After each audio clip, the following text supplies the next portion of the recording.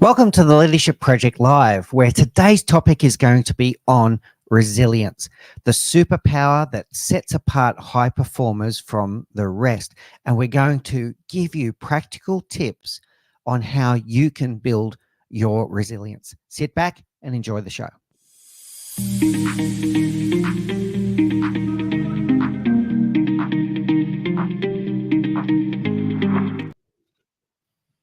Welcome back to the Leadership Project Live. So in today's topic, we're going to be talking about resilience. Resilience is the superpower that sets apart high-performance individuals, leaders, and teams from the rest. We're going to unpack what is resilience, and we're going to share with you practical tips on things that you can do to build your resilience and thereby make yourself more successful.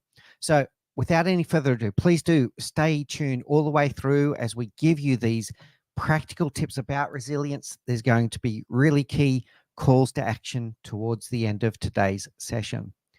As always, if you have any kind of comments or questions along the way, please do post those comments in the comment section of wherever you're joining us. So we're live streaming out to YouTube, to LinkedIn, to Facebook, wherever you're joining from. If you've got some questions or some comments, put them in the comment field. If you're watching this in post-production, if you're watching it after we've gone live, still go ahead and put your comments and questions in the comment section, because we would love to be able to share a dialogue with you about this important topic around resilience. So let's get into the content. Today's topic around resilience, and coming back to this concept of mindsets. I've spoken about this on the previous shows. Your mindset is everything. It's absolutely everything. There's almost nothing more powerful than the stories you tell yourself in your own mind, that inner chatter. And you get to decide whether that's a positive, negative inner chatter, a positive inner chatter, or is it a negative inner chatter? You're the one that holds the pen. You get to decide how you govern your thoughts as you move forward. What is this thing called resilience? Well, resilience is our ability to withstand or recover quickly from difficulties, to push through, or to bounce back. So pushing through the hard times, or to bounce back quickly after something has not gone to plan. Now, I want to share a video with you today that I think sums it up beautifully. So let's have a look at that.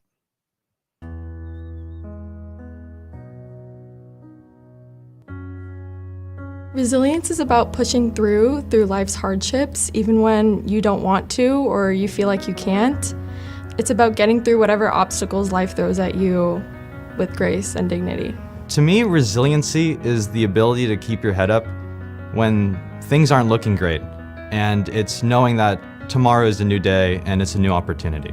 Having the courage to sit in the uncertainty of life. Having the ability and strength to overcome the trials and tribulations that you may face. Resilience means the ability to be flexible and adapt. To me, resilience means persevering even through obstacles or difficult times, and it's having the mindset that you can always improve and do better. Overcoming life's challenges and coming back from those challenges as a stronger individual. Being resilient means going through a hard time and a hard process, and I think it's very important for us to share that with other people. Through storytelling and sharing experiences, people can then be built up in that way. So for example, if I hear a story of somebody else being resilient, or I could see somebody really exemplifying that, if I was to catch myself in a similar situation or helping somebody going through something like that, I have something to draw on. And so just kind of drawing on each other's experiences and building each other up through storytelling is really important. Being able to talk to people, being able to embrace that vulnerability that everybody has is something that is extremely crucial, especially when enduring the hardships that everybody endures in that unique manner as well. Sharing your story can help other people, and hearing from others can also teach you new ways to cope with your challenges. When we have authentic conversations about what's going on in our lives, we can help support one another better and build stronger selves and community. Because if we don't talk about it, then we can never bond over things. We can never work through problems, and the problem just gets worse. So a great way to combat that is simply talking about it. We need to talk about it to show people that it's an actual thing that they can manifest in their lives, and that they can do it through simple practices that we teach at Rise. I love to do like physical activities. It kind of is like a meditation device for me. I really try to journal every night, and then throughout my day, if there's something really weighing on me. Mindfulness is about grounding and recentering yourself and paying attention to the present moment without judgment. If anything, I would say resilience is a mindset that prepares you in the case of a challenge. It's okay to not be okay. And talking with people helps you understand that even though you might not feel great now, that there will be a time where you do, and things will look much brighter. Life will never get easier or be easy, but as long as we have the tools that we can get through anything, we can achieve the lives we want to live.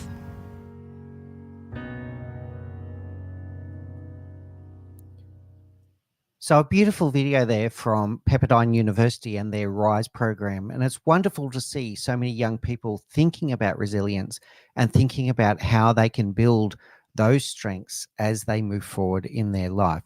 So it's this ability to withstand or recover quickly from difficulties. And we're going to unpack that today and give you practical tips on how you can continue to build your resilience into the future. It truly is a superpower. This is the thing that differentiates high-performance individuals, leaders, and teams from the rest of us. That ability to be able to withstand things when they do go wrong or to bounce back quickly. It's not that things don't go wrong for them. They always go wrong. They go wrong for all kinds of people, but it's our ability to reset and go again that is the fundamental difference of a resilient person. So let's unpack some of the concepts here. The first one is trauma. And trauma can be quite serious. It can be the loss of a loved one. It can be some very bad luck. It can be all kinds of things, but it can also be daily setbacks. It doesn't have to be capital T trauma all the time. But let's talk about trauma. Let's talk about bad luck. Let's talk about circumstances. It doesn't discriminate. It can happen to anyone. Trauma can happen to anyone. Bad things happen to good people all the time. So when you're going through this, one of the questions you might have is this thought that, why is this happening to me? And the first thing I want to share with you is that it's not happening to you. It happens to all of us. It's happening to all of us. And we've got a nice comment here from Say that was a beautiful video, and I absolutely agree with you. Absolutely beautiful to see that video of the young kids going through that. So it happens to anyone. Also, I want you to think about that it doesn't always have to be something that's going to confront you and challenge you. It might be something that you can turn into an opportunity. So some phrases I'd like you to think about. A surfer doesn't curse the waves.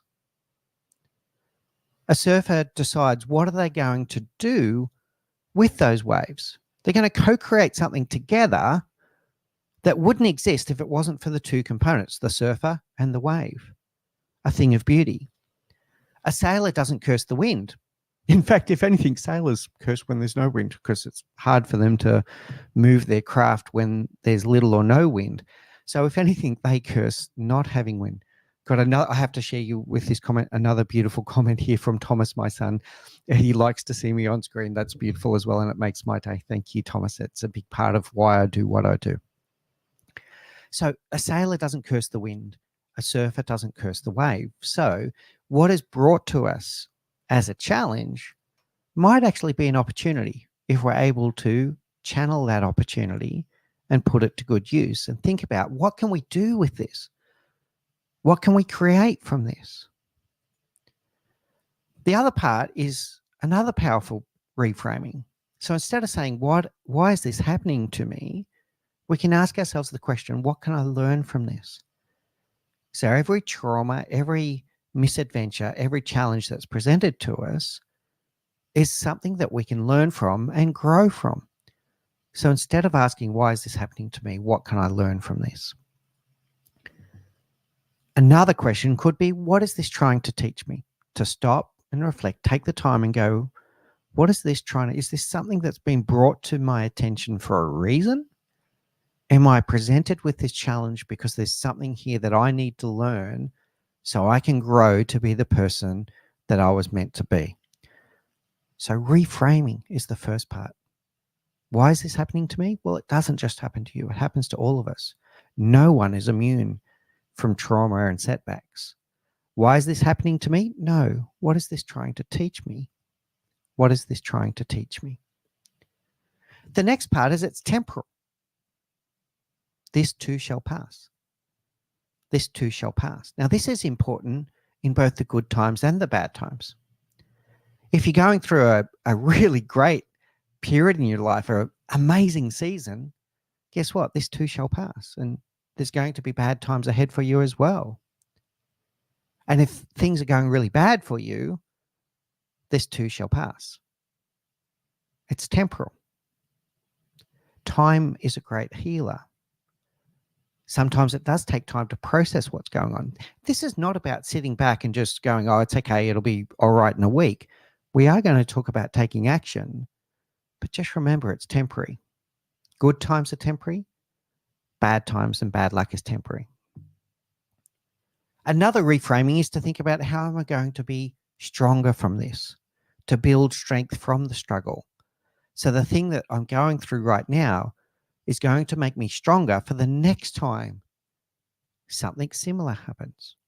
So if I'm going through a run of bad luck and I get through it, I build my confidence that I know that I can get through it. Look at how far I've come. Look at what I've been through before. I'm ready for the next challenge because I'm stronger from the last challenge. So we build strength from our struggles. And then we start looking at this opportunistically. What can I make of this?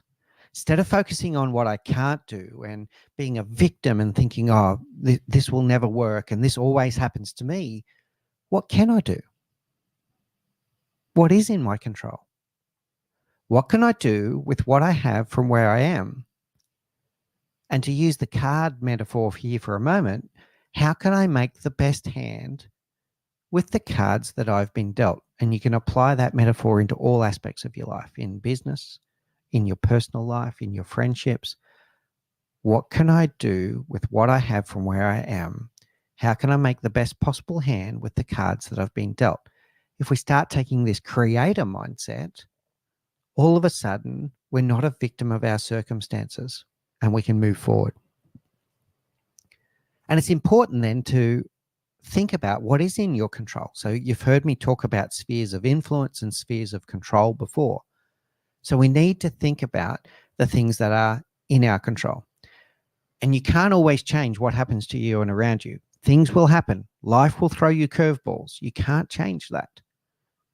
But what you can change is how you respond. Only you get to choose that. You get to choose how you respond to any event that gets thrown at you in life. You hold the pen. You get to decide. There's also a common misconception that successful people never fail. It's absolutely the opposite. Successful and resilient people fail, and they fail all the time. They fail all the time, but they fail forward. Fail forward means that they take the lessons out of that failure and build it into their kit bag for what they do next. So if they have some bad luck today or some things don't go to plan today, they stop, reflect, and learn, put that learning into practice so that they do something differently next time to get a different result. So they're very flexible. They're very adaptable. It's not that they don't fail. It's how they come back from failure that makes all the difference. The most successful people are the ones that then vulnerably share those failures. So if you're paying attention to very successful people, they're usually quite open and say, well, I tried this, it didn't work. So then I pivoted and I did this instead. So resilient people vulnerably share their failures and what they learned from those failures. I've got a comment here from Dilip. Oh, wonderful to see you, Dilip. It's been some time. Great to hear from you. And yes, thank you for the support on the comments that I'm sharing here. Thank you, Dilip. Great to see you on the show. So ultimately, though, the resilience is this ability to bounce back, and it's bounce back quickly. We'll talk a little bit about persistence in a moment, but I want to talk about this ability to reset, this ability to bounce back when things don't go to plan. And I'm going to show you a surprising video from one of my idols who's going to highlight just how true this is. In the 1,526 singles matches, I won almost 80% of those matches. Now, what percentage of points do you think I won in those matches? Only 54%. In other words, even top-ranked tennis players win barely more than half of the points they play. When you're playing a point, it has to be the most important thing in the world, and it is. But when it's behind you, it's behind you. This mindset is really crucial because it frees you to fully commit to the next point and the next point after that. You want to become a master at overcoming hard moments. That is, to me, the sign of a champion. The best in the world are not the best because they win every point. It's because they know they'll lose again and again and have learned how to deal with it. So there you have it. The best in the world don't win every point. The best in the world do not win every point. The best in the world are the ones that are able to let go and move past the point that they just lost. They treat every point. Importantly, the point that they're playing now is the most important point, not the point that they lost 2 minutes ago. And that is the difference between Roger Federer, Rafael Nadal, Novak Djokovic, those three compared to all of their peers. Their difference was their ability to go, okay, lost that point. Now I'm going to play this point. And you'll see it in the ones that struggle. You'll see them beating themselves up about the point that they just lost. And they can have a really bad point early in a set. And before you know it, the set's gone. Because they're still playing that point over and over and over again in their head. So it's our ability to stop and learn from what just happened, but then quickly reset and move forward is what makes all the difference. This is true in all kinds of endeavors in your life. Let's say that you're working on your nutrition and fitness, and you've committed yourself and said, I'm going to eat healthily. And you've committed to yourself that maybe you're not going to eat burgers and pizza all the time. And then one night you're out with your friends and you let go a bit and you have a few beers, you have that burger, you have a couple of slices of pizza. That's not important. What's important is what you do the next day. If the next day you say to yourself, well, I've blown it now, blown the diet, I might as well keep going. Then if you start eating burgers, pizza, and beer every day for the rest of your life, that is when you go off the rails, not that one night. Whereas if you can reset the next morning and go, okay, yep, I enjoyed myself last night, have a bit of self-compassion, had a good time with my friends, I enjoyed that burger, I really did. Now I'm back to better choices. And over time, if I make more good choices with my nutrition than bad choices, I'm going to be better off. So it's our ability to forgive ourselves, to let go of what's already happened, and to focus on what I'm going to do next that makes all of the difference. Now, the other part is also not just about setbacks, it's also about consistency. Resilience is also about our ability to survive the daily grind, to keep going, to keep showing up even when others might have quit. The ability to, even on a bad day, go out and do what I need to do to progressively get better at my craft or whatever it is that I'm trying to do in life. This is your typical Tiger Woods, your Kobe Bryant type person that even on days where they didn't feel like practicing, they went out there and they did the work. They did the work. And a key point here comes from Bill Gates. People often overestimate what they can do in 1 year, but they underestimate what they can do in 10 years. And it's long-term progression that makes the difference. That's how you get better, getting 1% better every day rather than expecting that you're going to be successful on the first try. I've been on YouTube now for a little over 3 years and starting to build a really good following. It didn't happen on the first day. But if I gave up after the first video and went, oh, no one liked it, well, I wouldn't have gotten better. I wouldn't have gotten better at my craft. I wouldn't have got better at my knowledge. I wouldn't got better at my content.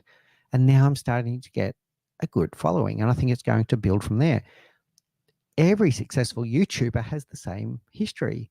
The overnight success that took 10 years to get there. So it's persistence. It's persistence that matters. It's not giving up after the first attempt if it didn't go to plan.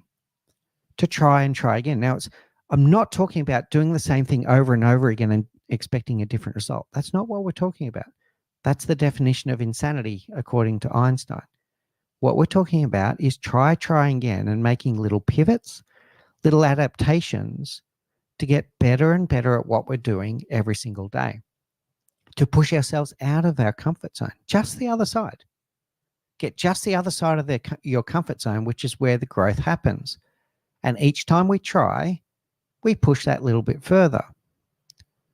So if you're a rock climber, like the picture here, on day one, I might get a quarter of the way up the wall. But I don't get disheartened and go, well, I'm not a very good rock climber. I come back tomorrow and I go, right, now what worked? What didn't work? What will I do differently this time? And I'm going to push myself a little bit further. And this time I might get a third way up the wall. And the day after that, I might get halfway up the wall.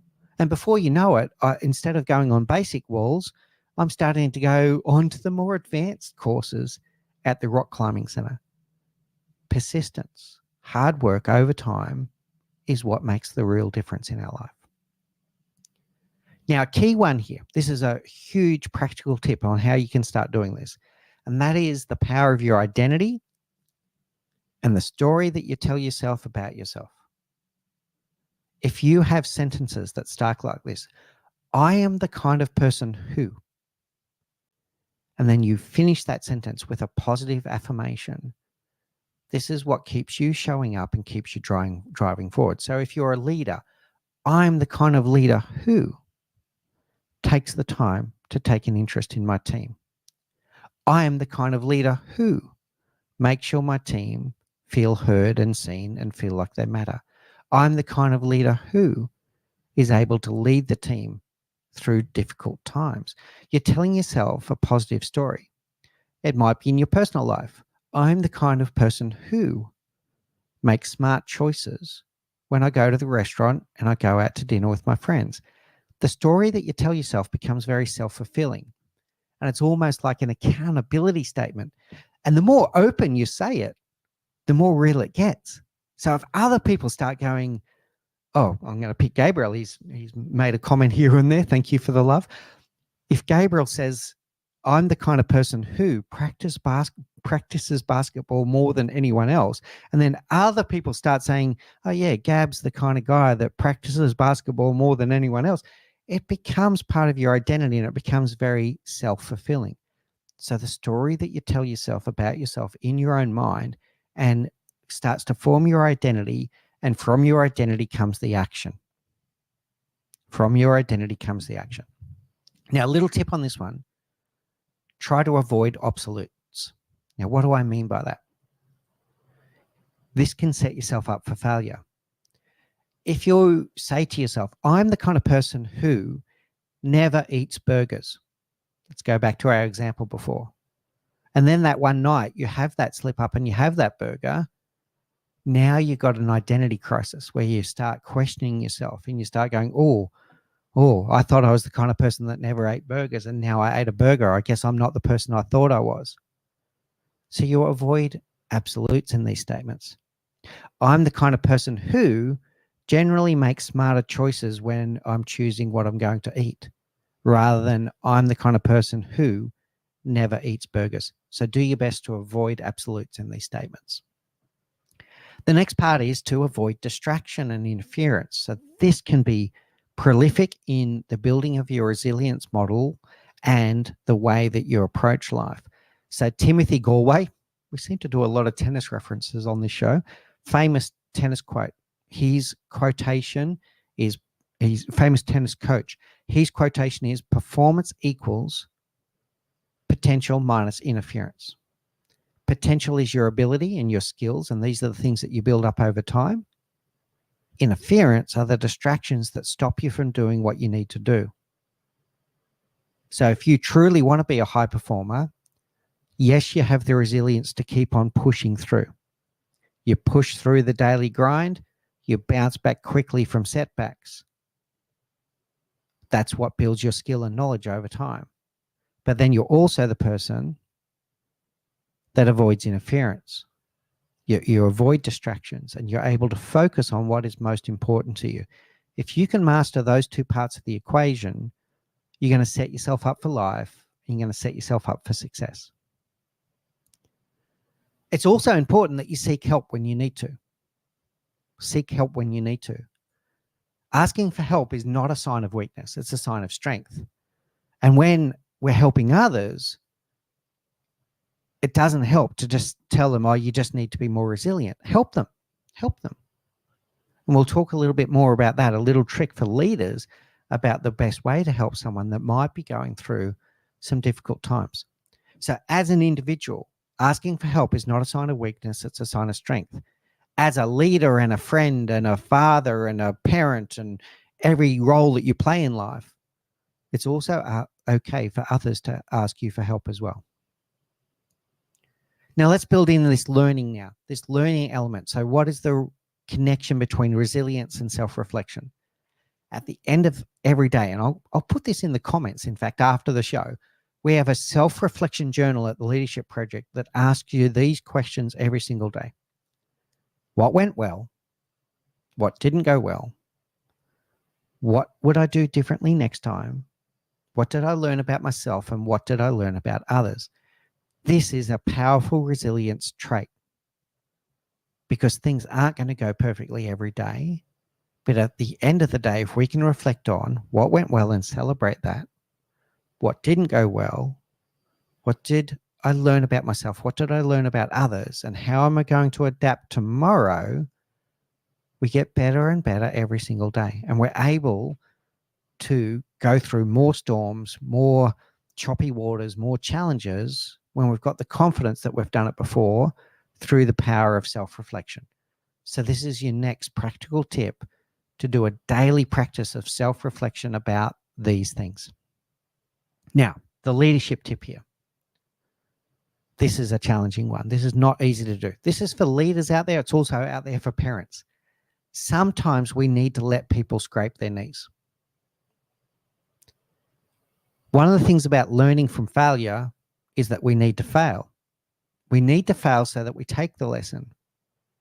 As a leader, if we're protecting our team from making failures, they might not learn that lesson.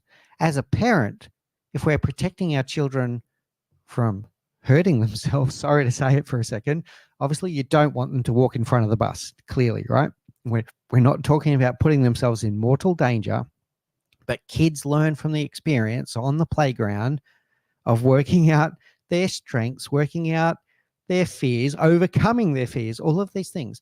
And if we intercept every time they're about to try something that might not work, they'll never learn. They'll never learn. So sometimes we do need to let people scrape their knees. Also, we might not be best served by solving their problems for them. So if a team member comes to you with a problem and they got a challenge and you know the answer, and you might think that the best way to serve them is to give them the answer, all that they're going to learn there is dependence. They're going to become reliant on you, that when they have challenges, when they have problems, their answer is to go and ask you for the answer.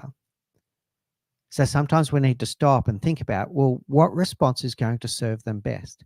And it could be to guide them through the problem-solving process, not to solve the problem for them. Ask them questions, get curious.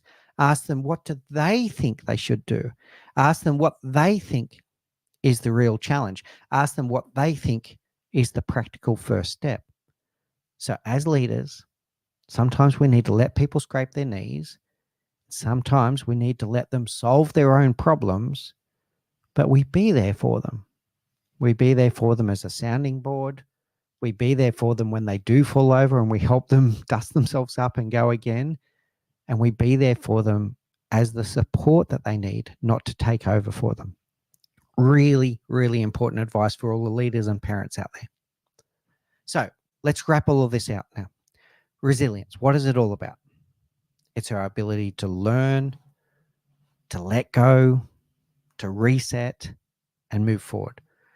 This is the difference between high performers and the rest of us. The ability to learn, let go, reset, move forward. To understand that we cannot change what has already happened. We can only change what we do from this moment onwards. So this is your perfect Roger Federer one. That point that you just lost, it's already happened. You can't change that. We need to be able to let it go and focus on the current point, and then what we do from this moment onwards.